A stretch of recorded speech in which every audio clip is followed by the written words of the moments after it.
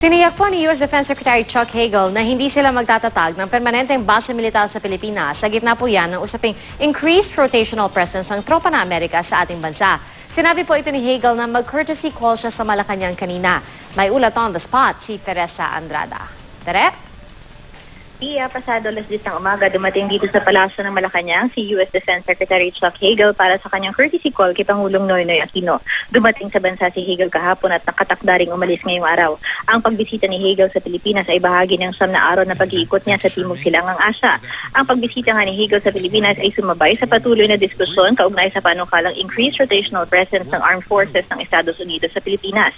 Matapos ang courtesy call, nagsagawa naman ng isang joint press briefing sina Hagel at Defense Secretary Walter Gasmin. Ayon kay Hagel, ang pagbisita niya sa Pilipinas ay reiteration ng malalim at matatag na alyansa ng Pilipinas at Estados Unidos sa pagsusulong ng stability sa Southeast Asian region.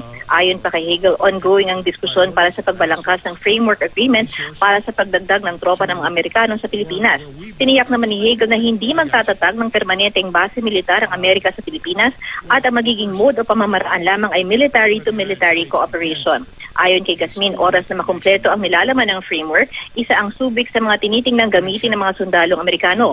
Bibigyan ng access ang US military dito at maging sa mga military facilities ng Armed Forces of the Philippines. At yan muna ang latest mula dito sa Malacanang. Balik sa IPIA. Maraming salamat, Teresa Andrada.